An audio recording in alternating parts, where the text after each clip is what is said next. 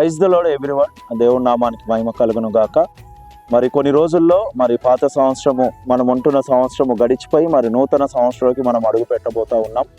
2025 సంవత్సరం అంతట్లో దేవుడు మనల్ని కాపాడినాడు. దానికి కృతజ్ఞులమై మరి దేవుని యొక్క మహిమకరంగమైన జీవితాన్ని మనం జీవించామా లేదా అని మనం ఒకసారి పరీక్షించుకోవాలా. లేకపోతే రానయున్న యొక్క కొత్త సంవత్సరాలనైనా మనం కూడా క్రొత్తగా మారి నవీన స్వభావం కలిగిన వారమై ఉండి మరి దేవుడు మనకిస్తున్న యొక్క నవవసంతాన్ని మనము ఒక గిఫ్ట్ఫుల్గా తీసుకొని మరి దేవునికి మహిమకరంగా జీవించడము మనం మొదలు పెడతాం.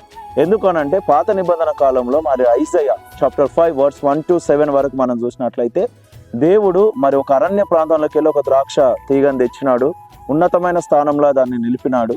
అక్కడ అది పంట ఇస్తుంది మనం చూసినప్పుడు ఆ యొక్క పొలము, ఆ యొక్క తోట మొత్తం కారు ద్రాక్షలు ఇచ్చినట్టుగా మనం చూస్తూ ఉన్నాం.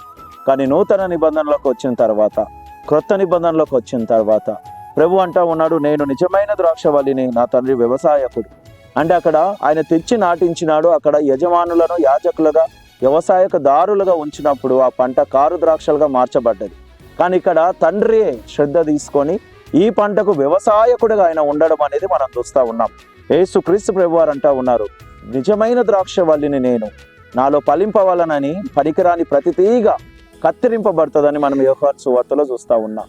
నిజంగా చెప్తా ఉన్నాను, ఈ 2025 సంవత్సరంలో ఈ యొక్క 11 నెలలు, ఈ 12 నెలలు మరి దేవునికి అవమానకరంగా ఉన్న ఎలాంటి తీగలు మనలో ఉండడానికి వీలు లేదు. ఎందుకు అనంటే అవన్నీ కత్తిరించుకొని మనము సమృద్ధిగా ఫలించాలన్నా, సమృద్ధిగా దీవెన ఆశీర్వాదం మనం పొందాలన్నా మరి దేవునికి మహిమకరంగా మనలో ఫలమిచ్చే తీగలే ఉండాలి, కానీ పనికిరాని తీగలు ఉండొద్దు. ఎందుకనంటే మనం చూస్తూ ఉన్నాం, నాయందు నిలిచియుండుడి, మీ యందు నేనును నిలిచియుందును. తీగే ద్రాక్షవల్లిలో నిలిచి ఉంటేనే గాని తనంతట తానే ఎలాగూ ఫలింపదో, అలాగే నాయందు నిలిచి ఉంటేనే కానీ మీరును ఫలింపరు అని ఇక్కడ ప్రభు మనం చూస్తూ ఉన్నాం. ఒక తీగకు, ఒక ద్రాక్షవల్లితో తీగకు ఒక అనుసంధానం ఉంటేనే దానికి ఆకులు కాస్తాయి, ఫలాలు కాస్తాయి. ఇక్కడ ప్రభు కూడా అదే అంటా ఉన్నాడు, ఒక మామిడి చెట్టుకు ఫలాలు కాయాలి అని అంటే ఫస్ట్ దాని యొక్క వేర్లు బలంగా ఉండాలి, ఫస్ట్ దాని మొద్దులు బలంగా ఉండాలి, ఆ చెట్టు సమృద్ధిగా హెల్దీగా ఉండాలి. కానీ ఇక్కడ చెప్పబడుతున్న యొక్క ద్రాక్షవల్లి క్రీస్తే, ఈయనలో ఎలాంటి లోపాలు ఉండవు, ఎలాంటి ఏవి లేవు. సమృద్ధిమైన ఎరువు, సమృద్ధిమైన జీవాహారము, సమస్తాన్ని బలపరిచేంత శక్తి ఈ ద్రాక్షవల్లిలో ఉంది. అందుకే ప్రభు అంటా ఉన్నాడు, ద్రాక్షవల్లితో తీగి ఏ రీతిలో అయితే అంటగట్టి ఉంటే ఫలిస్తుందో అదే రీతిలో మీరు నాలో అంటుగట్టి ఉంటేనే ఫలిస్తారని ప్రభు సెలవిస్తూ ఉన్నాడు. మరి 2025 సంవత్సరంలో మనం ఫలించాలి అని అంటే క్రీస్తు అనే ద్రాక్షవల్లికి మనం తీగల వల్లే అంటుగట్టబడి ఉండాలి. ఒకవేళ మనం ఇన్ని సంవత్సరాలు లేకపోవచ్చు, ఈ సంవత్సరం అంతా మనం లేకపోవచ్చు, ఉంటే దేవునికి మహిమ.